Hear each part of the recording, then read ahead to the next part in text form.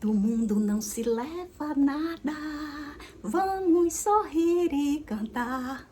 É, hoje todos nós acordamos com essa notícia impactante. Silvio Santos morreu. E querendo ou não querendo, todos nós, em algum momento na vida, alguns anos, convivemos com ele aos domingos, porque era a única opção que a gente tinha na época que ainda não existiam tantos canais de televisão. A gente ficava restrita ao que era a animação do domingo. Então, ele fez parte da vida da gente, não é? E nesses momentos, minha gente, eu não sei vocês, mas sempre que a gente leva um choque emocional, seja ele pequeno, seja ele grande, a gente é levado a pensar na morte. Acontece com vocês? Comigo sempre acontecia. Eu me sentia assim, sugada, questionada, interrogativa em relação à morte. Só que até um determinado ponto, uma determinada época, uma determinada idade, fase da vida, a gente, claro, recebe o que já vem pronto, né? A gente se conforma com a primeira explicação que dão pra gente, a primeira projeção que dão pra gente do que acontece depois da morte. E, claro, a gente aceita primeiro porque está abalado com a notícia da pessoa falecida, e segundo porque a gente se acostumou a receber as coisas assim, passadas por quem a gente confia, que saiba mais do que a gente, seja por conhecimento, seja por experiência, e tá tudo muito certo. Mas, pelo menos comigo, aconteceu o seguinte: à medida que eu ia ficando mais idosa, que eu entrava na terceira idade, que eu não entrei agora, né? Eu já estou com 67 anos, quer dizer, eu já estou com um pouquinho de estrada de terceira idade. A gente quer se tornar mais independente, autônoma, ou seja, quer conhecer, quer refletir e quer deduzir. E foi a partir daí que eu passei a me interessar mais por esse tema de morte. Não somente pela dor que eu sentia quando os meus morriam, e eu comecei a viver essa experiência desde cedo, porque o meu pai morreu, eu era uma criança ainda. Então, não só por isso, mas também porque a gente vai entendendo na terceira idade que nós estamos cada vez mais perto. Sempre estivemos. Toda idade é idade para se morrer. Mas a gente não sente a proximidade da morte quanto sente na terceira idade. Daí eu fui começando a me interessar. Eu fui começando a pesquisar. E pesquisar para quê? Para saber o que vem depois? Não. Porque até pode ter sido. Primeiro a gente procura qual é uma explicação assim mais lógica, que tem para o depois da morte. Depois a gente chega à conclusão que não dá mesmo para saber, a não ser que seja através da fé. Mas nem todo mundo possui o dom da fé. A fé é um dom, sim. Ou você tem ou você não tem. Não adianta tentar se iludir. E eu nunca fui uma pessoa de ter fé religiosa, embora eu sempre tenha tido muita curiosidade por religiões, principalmente religião comparada. Então, eu prestava atenção à mensagem das religiões, mas eu nunca fui de ter esta bendita fé e de sentir aquela certeza, aquela segurança dentro de mim. Então, eu ficava sempre ali pela periferia, né? Ouvindo uma, ouvindo outra. Nos momentos difíceis, clamando por Deus. Mas depois eu entendi que a força do hábito que me fazia, ai meu Deus, dizer ai meu Deus. E eu digo mesmo várias vezes, sem nem perceber o que eu estou dizendo. Mas nunca, sinceramente falando, nunca foi por fé. Eu nunca tive esse privilégio, não. Eu até invejo quem tem fé, porque a fé, ela dá uma calma muito grande na gente. Ela nos deixa seguro do depois. Ela nos deixa seguro principalmente dos reencontros. E como a gente sonha com os reencontros. Mas eu não tinha esse elemento, então eu tinha que apelar para a analogia, não é? Observar mais ou menos o que é que são as leis da natureza, e como a natureza possui leis constantes, então eu acredito que alguma coisinha eu pudesse deduzir daí. Tudo mais, talvez fosse como a música do Gilberto Gil, Se Eu Quiser Falar com Deus, que ele diz no final que talvez não seja nada do que a gente estava pensando, não é? Mas, enfim, tem que esperar para ver, não é? Se tiver condição de ver. Mas, voltando para a minha situação, além das bebês, eu comecei a ter esse gosto de ler, de pesquisar sobre a morte.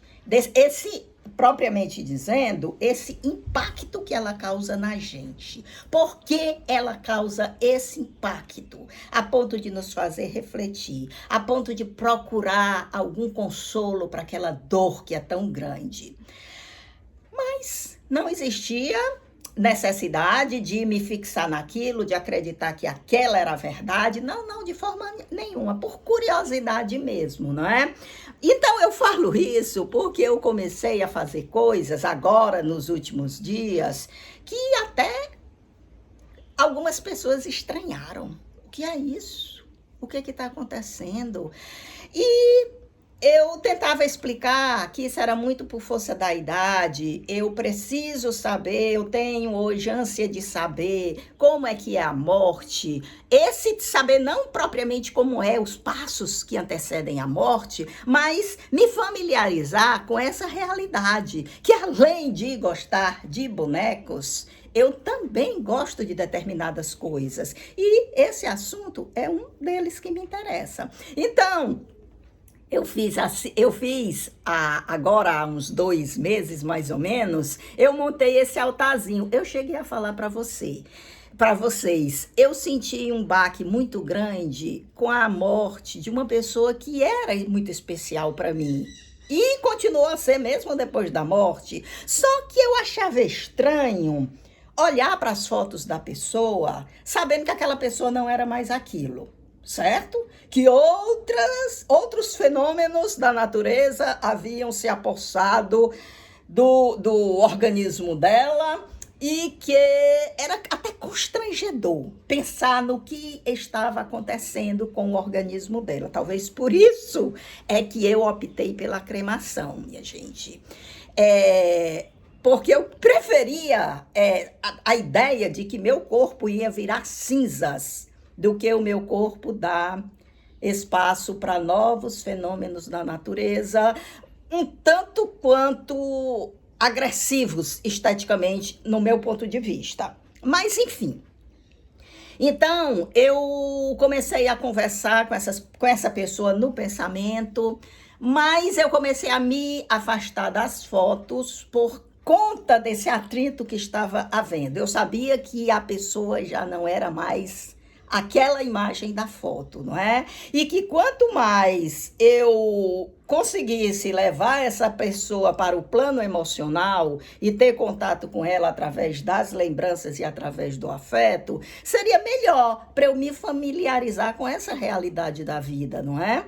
Aí montei o altarzinho, que era um local especial para homenagear aquela pessoa, pensando, emitindo um pensamento bom a respeito dela, um sentimento também gostoso em relação a ela.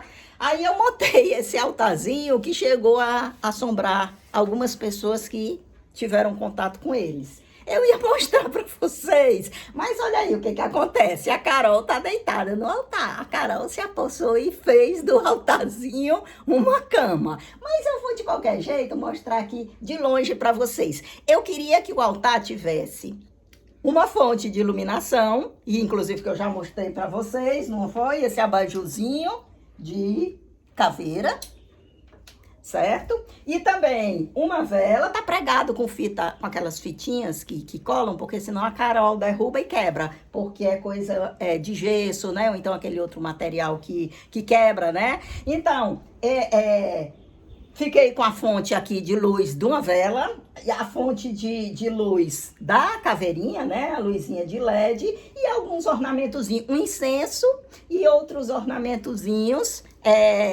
relacionados a esse desconhecido, que mais cedo ou mais tarde vai me atingir, não é? Você também, né? Mas não vamos entrar nesse mérito, que eu nem sei se você já está pronto para lidar com essa realidade de todo mundo, não é? Então, deixa eu mostrar para vocês, olha aqui de pertinho, mais de pertinho, a Carolzinha. Eu acho melhor eu apagar aqui porque tá... Opa, assim fica melhor mesmo, olha.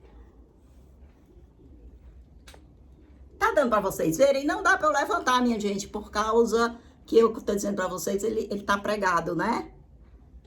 Então, esse desconhecido, que geralmente vem, pintado de preto, né? As pessoas associam a morte ao negro, né? A escuridão, à noite, não é? A esse outro lado da claridade, justamente por a gente desconhecer, não é? Então, tem os objetozinhos que me levam a uma concentração. É um momento, digamos, como que assim, sagrado, em que eu entro nesse momento, que eu sento aqui para poder fazer os meus estudos, as minhas leituras, e esse preto me remete à concentração, propicia a concentração, a iluminação também, né? Por isso eu gosto de ser uma luz assim, feérica. Aí eu viro esse abajurzinho pra cá, ó, porque eu acho melhor, sendo assim uma luz esférica, do que essa luz do ambiente todo, né? E faço os meus estudos. Eu tô montando uma bibliografiazinha. Então eu já tenho alguns livrinhos, inclusive eu vou mostrar pra vocês. Deixa eu tirar a caveirinha daqui.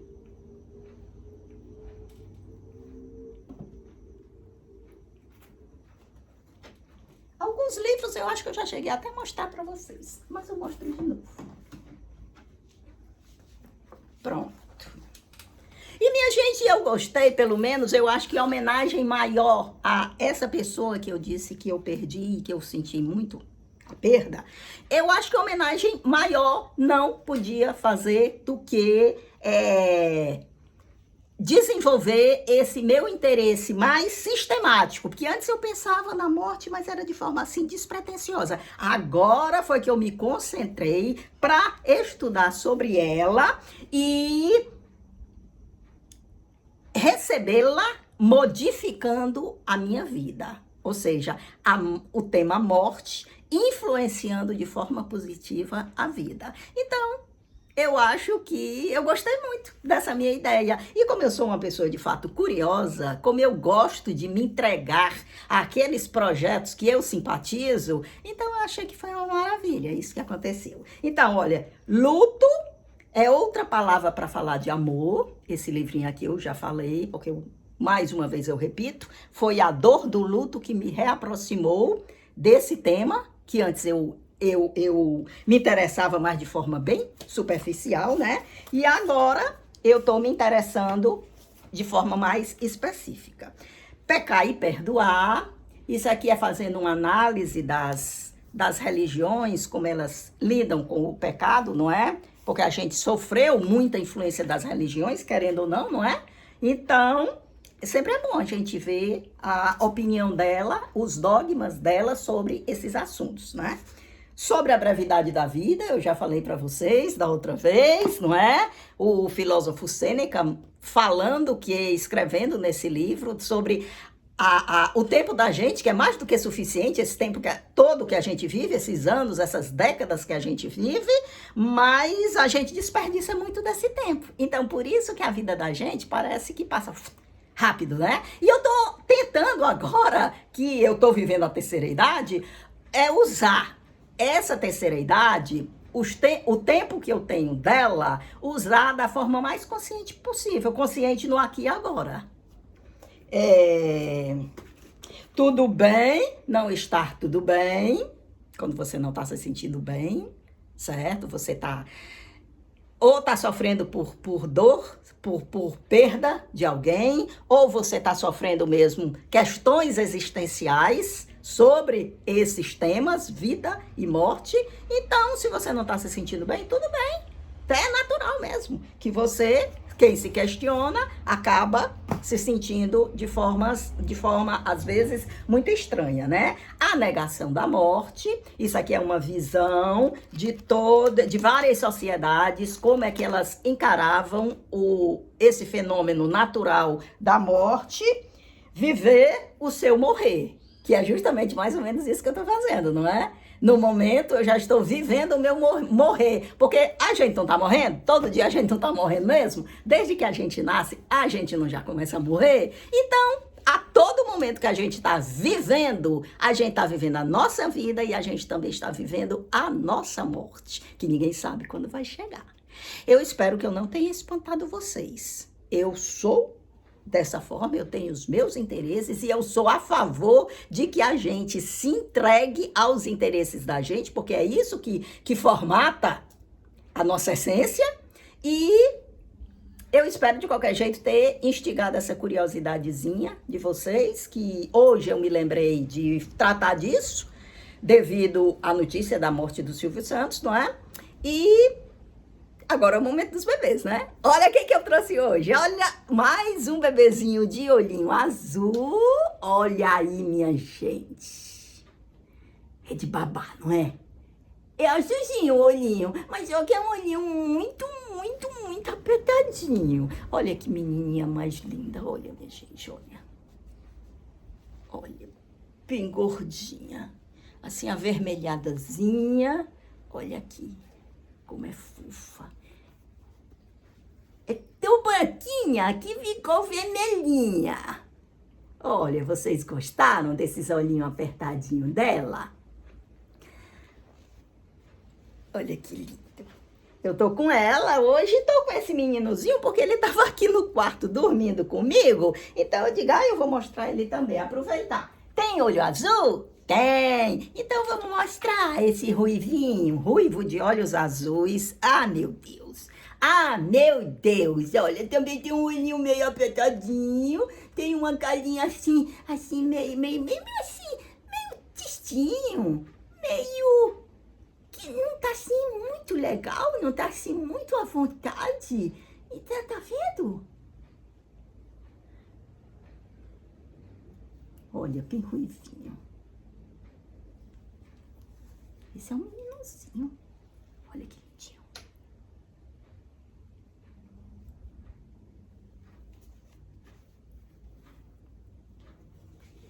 Aqui, vou botar os dois juntos.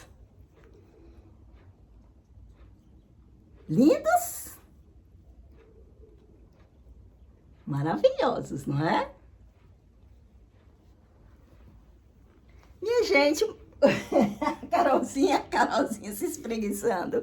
Eu espero que vocês tenham entendido a minha postura com essa minha explanação de hoje, que vocês tenham identificado nisso, nesse meu gosto esquisito, algo que é positivo. De forma nenhuma é negativa, de forma nenhuma é para baixo, de forma nenhuma é trágico. Tem uma palavra mais específica que eu estou esquecida no momento. Não é algo assim para baixo, não. É algo que mantém a gente mais atenta para aproveitar a vida enquanto ela existe.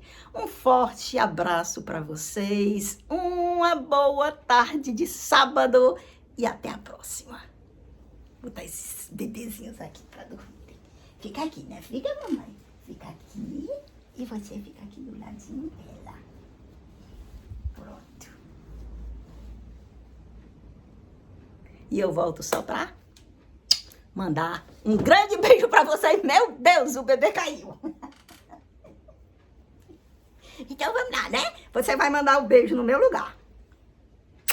Pronto, um grande beijo pra vocês e tchau!